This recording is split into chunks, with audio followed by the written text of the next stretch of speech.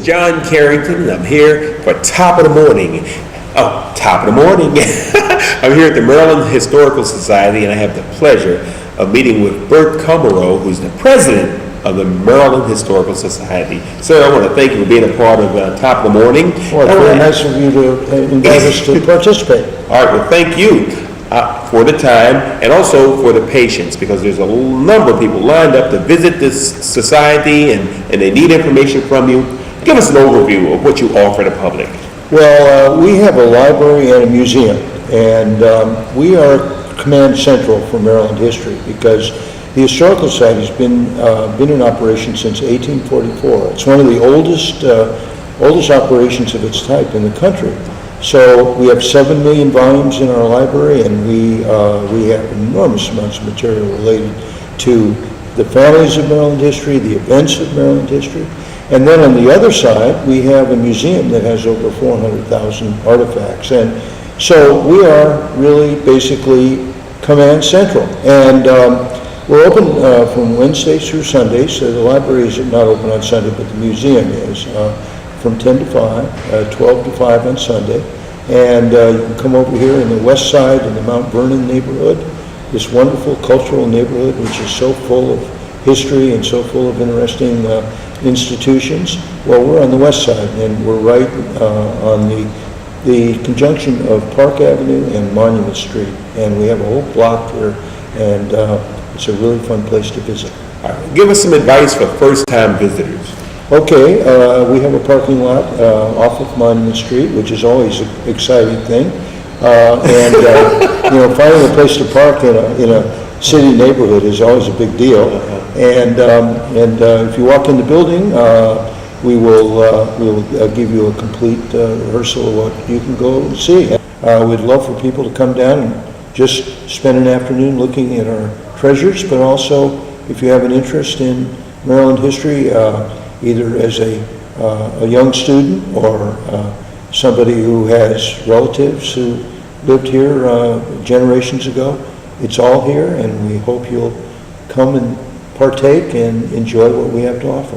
Well, thank you ever so much. And we'll be right back with more.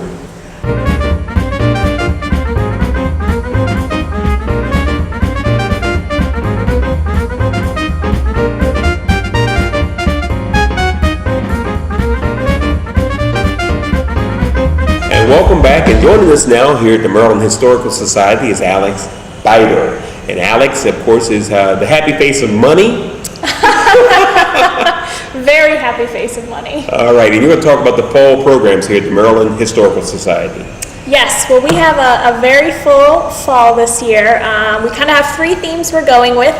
We're continuing to honor the Civil War sesquicentennial with a program in November with author James M. McPherson talking about the Civil War on land and by sea. We're also continuing with our successful project this summer. We recreated the 30 by 42 foot Star Spangled Banner flag, and honoring that, we will be having a tea in November with Betsy Bonaparte being a special character, and also focusing on a War of 1812 fashion. And also going back to Betsy Bonaparte, an exhibit that we just opened in June, we'll be doing a cemetery tour, Who's Who in Greenmount Cemetery, which is going to focus on portraits here at the Maryland Historical Society, and then go also visit the grave sites of these famous Marylanders, Betsy Bonaparte being one of them. All right, so this is a hands-on facility. You actually have a reproduction of the flag that was over Fort McHenry. Yes, we do. It was created in the same 6-week period, in the same material. We had about 200 ladies volunteering on site for about 6 weeks. They hand-stitched the whole flag, hand-cut it. It was amazing, and we had 2 days where we invited the public to come join us, put their own stitch in. It's a Maryland work of art. We have folks all over from every county. Actually, we found out we have folks from every state come in here and participate with this. That's exciting. And you're going to tour the Greenmount Cemetery to see who's buried there. Yes, we are. Hands on, Hands folks. on. No touching the gravestones. Hey, Alex, I heard you had a big food truck rally here. What's going on with that? We sure did. We had about 1,000 people here on Thursday with about 12 food trucks. They were here from 5 to 10. It's kind of part of our new initiative to engage the neighborhood and bring a younger audience into the Historical Society. We're known for our excellent lectures and programs. Our library is amazing. We publish fantastic magazines and journals, and we also want to make it a little more accessible to a younger audience here. So Food Truck Rally was just here on Thursday. Like I said, 1,000 people hanging out in our courtyard. We opened a small part of our museum so they could come and get kind of a taste of what we're all about, and we're hoping we're going to encourage them to come back, become members. And so this is kind of the new thing we're doing now. We also have a 1920s party coming up in February to raise funds and bring friends. We're just trying to add a few fresher things to our program listing. That's exciting. I'm still trying to visualize this food truck rally. Did you have the ice cream man, the taco guy? We had the snowball guy. Okay. Which it was really cool. So the guy it's in a truck and he has 10 spouts. So you just get a cup of shaved ice and you just get to kind of mix and match your own, which is very, very unique. And you can just keep coming back all night, just adding more on there. We had an Indian food truck, 2 grilled cheese food trucks.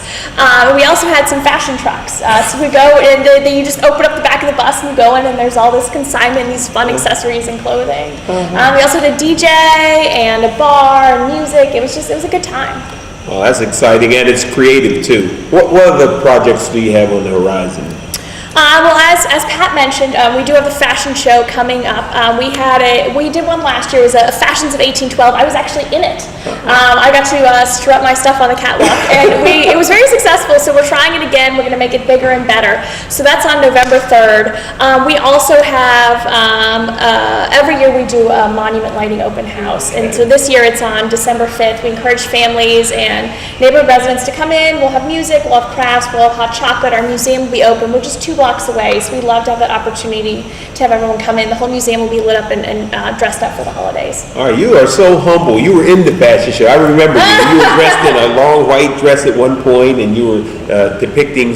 We have a clip. Let's take a look at this. Is here. You see the focus on antiquity. This particular evening gown was copied directly from a fashion period ladies' fashion. Notice the high waistline. I know some gentlemen are. The puffy shoulder sleeves. The simplicity of design and the lightness of fabrics to show the full Grecian form.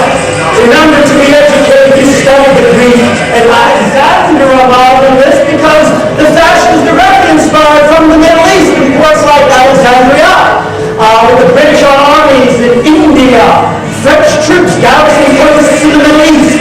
These Eastern and Indian touches made their way. So here we see the lovely Grecian and Romanesque forms heavily influenced by the color and dash and panache of the Middle East and India.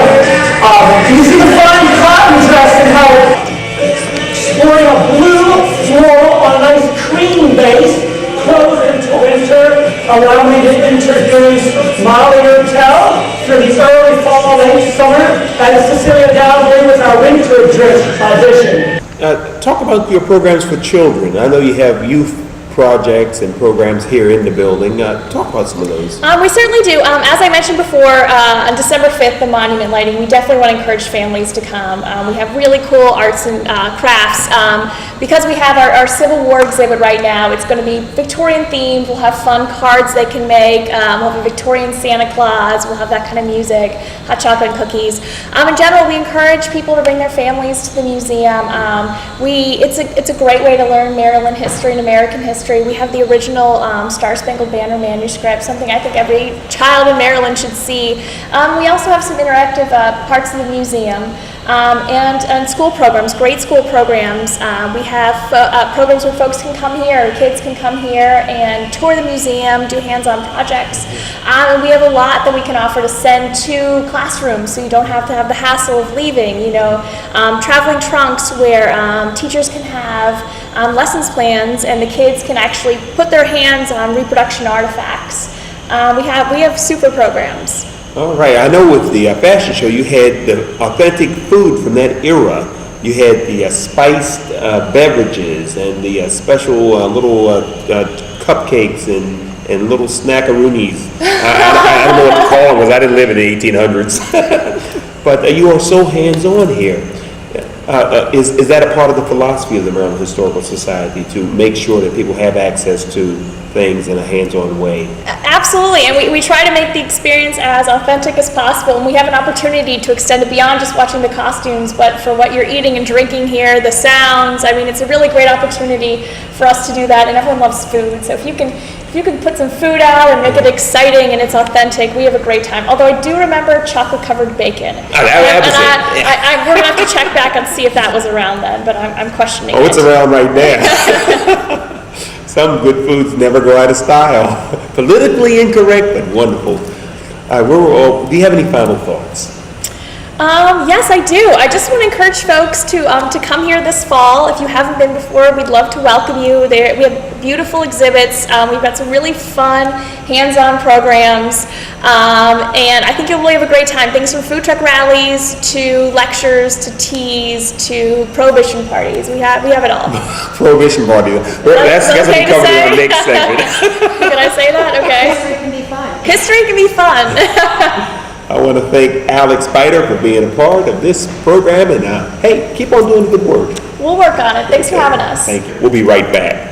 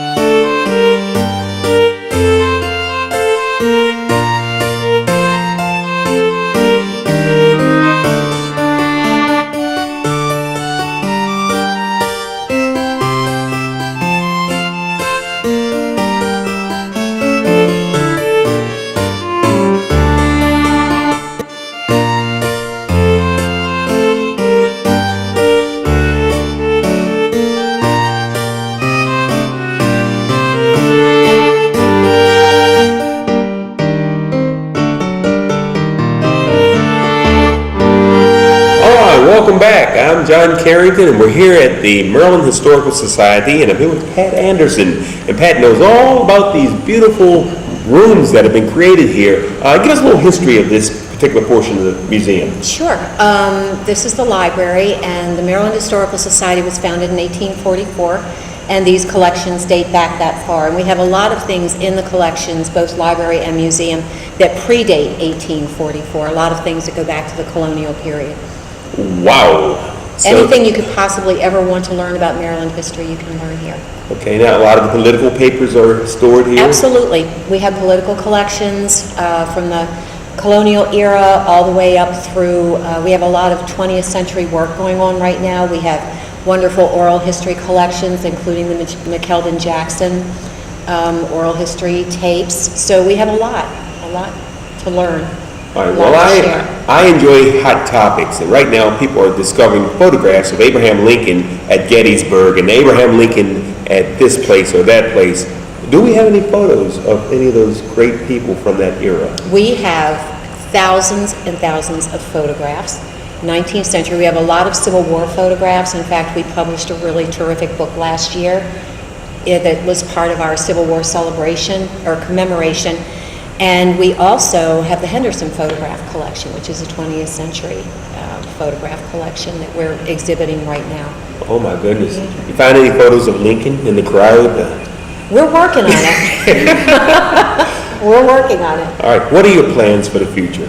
Do you see putting your photographs and your documents in digital or microfilm or some other format that will allow more access? Okay, all right, now microfilm is outdated, John. Oh, That's right. That is dinosaur technology, That's old even though we RAM. still use it, even though we still use it. But basically, what we're trying to do is get more of our collections accessible via the internet. And that's the biggest challenge, because most people automatically assume that if we don't have it, that if it's on the website, that that's what we have. They don't understand that for most institutions, only about 20% of the collections are online. So what we're doing is we're working really hard to create finding aids for all the collections so that people come in. We're always looking for funding to get more of these collections. What we're always working toward is to just have more internet presence, more server space, more IT support, and so that we can get more and more of these collections out there, because that's how people research. They tend to Google everything rather than come to a facility first. So the more we have out there in terms of what we have, then the more likely we are to have more people come in. All right, suppose I'm a graduate school student at a university and I want to find information about the political climate in Baltimore during the Civil War. Okay. Where would I start? Who would I contact? What do I get from you? What you would do is you can come to our website, you can visit the website first, and you can just look at everything that we have in our Civil War finding aids, our Civil War source guides, and then you can determine exactly which collections you want to look at. You can email special collections ahead of time. They'll have those things ready for you when you come in. That's beautiful, okay. So how do you get your finances? I mean, you do so much for the public, how do you fund it? We fund through public programs, such as the fashion show that we did last year, and then we have another one coming up in November this year. And we have speakers come in. We had a food truck rally here last week. That was the first time we ever did that. Food truck? Food truck, 15 food trucks in the parking lot. Oh, okay. Yeah, it was a food truck rally, so, and we have a dynamic new group that's part of our fundraising, and these are the Young Defenders, and they're younger people who are well-connected and are interested in Maryland history and attracting different audiences as well. I believe we have a clip of that fashion show. That was a very exciting event. Let's take a break and look at this. Short jackets are the best. You can see they're still tight underneath the armpits, but no long tails here, nothing that can get caught on anything. Worn open, a lot of freedom of movement. Herman Melville talked about his white jacket in the summer and his blue jacket in the winter. You can also see Mr. Coots there doffing his hat. He might also have some of the city council of Baltimore wearing at the top. Newspaper involved New York Times and Niles Weekly Register. You'll notice he has trousers, no knee briefs, silk coating wear. This is an example of informal clothing worn by men in the early 1900s. There's the young lady in the day dress. Again, it was considered improper for a lady to have her head covered outside, like I was talking about earlier. But again, if you are into shopping, you can buy a bonnet, but for a real fair, might I suggest that you consider a turban. You may say, well, why a turban? Why are these great ladies wearing turbans? These became very popular when Napoleon invaded Egypt in 1798. They discovered and brought back the Rosetta Stone. And this introduced a whole new wave of, again, the way to bring the Middle East back here to, in a sense, the American West. Newspaper accounts extol the... Wow, so that's what you're going to see when you come to the fashion show next year. Don't miss it. Do you have any final thoughts, Pat? I think just to encourage people to come down and see us and see what we have and who we are. And we have a lot of good things going on, a lot of different things to interest a lot of people. So, please come down and visit us. All right, well, I want to thank you for being a part of what we're doing here.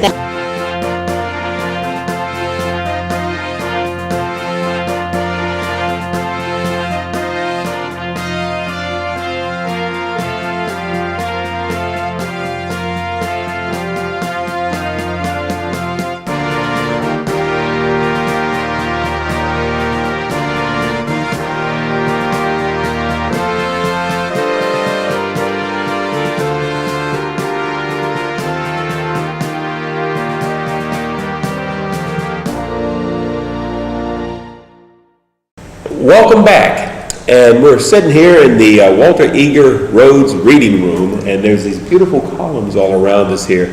What is your favorite exhibit? My favorite exhibit is probably, right now, is probably the Civil War exhibit.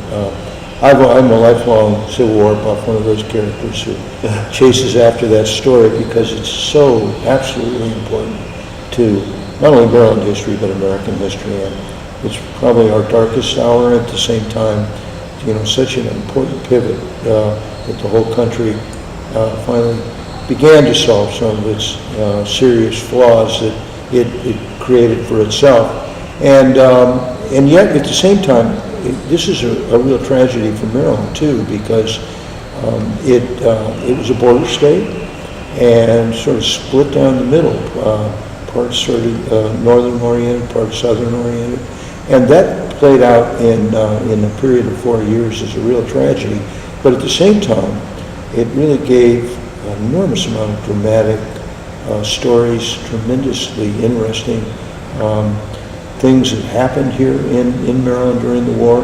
And it's not only a lifelong interest for me, but it's something that people can write whole books on and spend lots and lots of time studying. So we have wonderful artifacts associated with the war, and it really does point to how serious an event it was. It seems so terrible to me that we had to lose. Now they're estimating about 750,000 lives to solve our political problems. This is pretty serious business. Oh my goodness.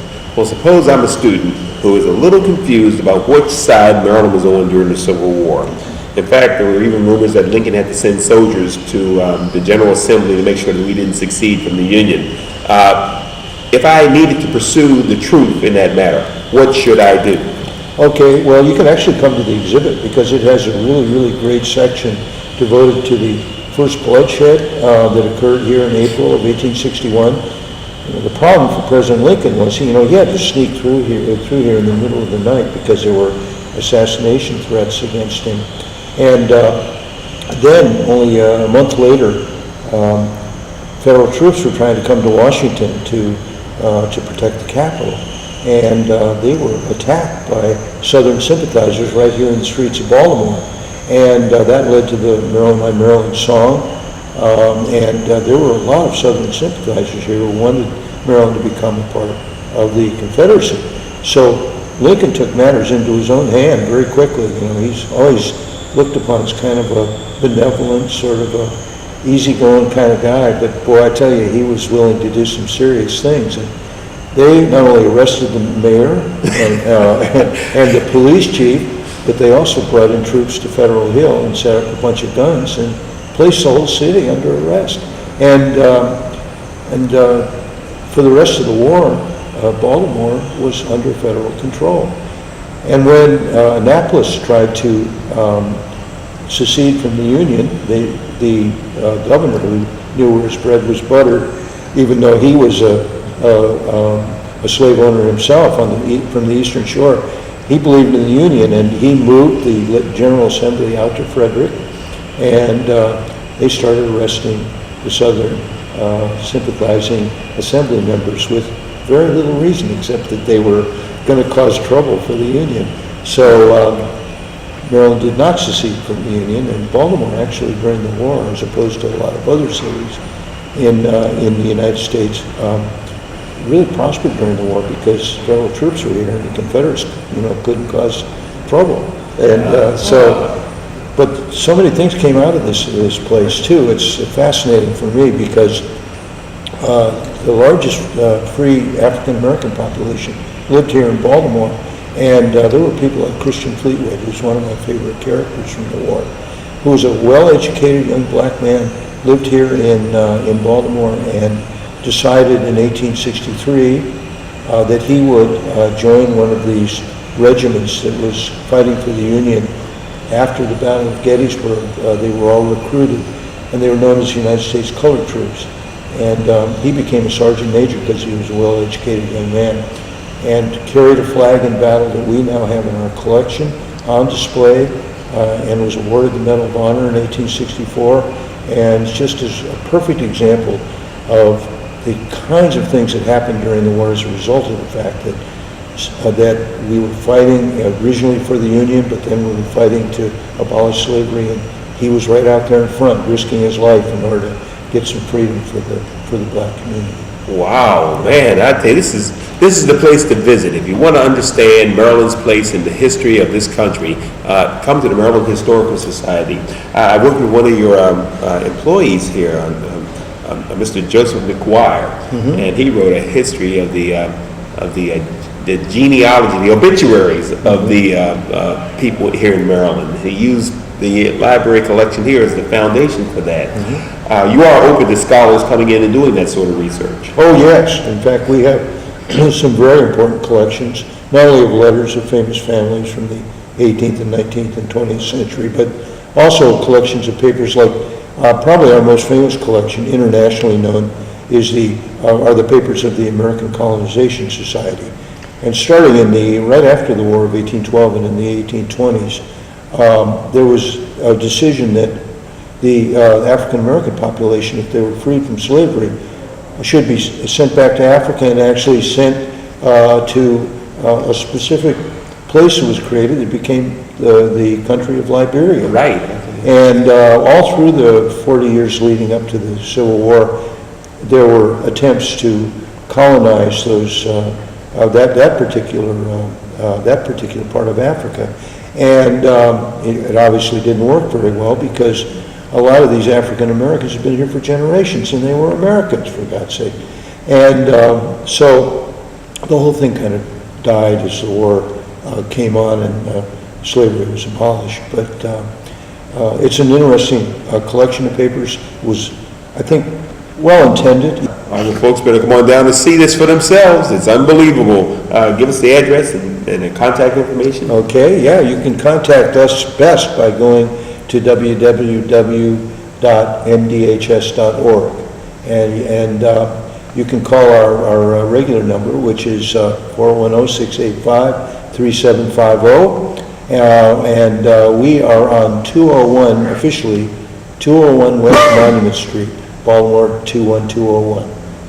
Bert Cameron, I want to thank you for being a part of the program, and keep up the good work. Well, thank you very much. Okay, bye-bye. And help bring about unity of our government during the War of 1812. Also see Francis Scott Key wearing not only a fine beaver hat, but the bell crown.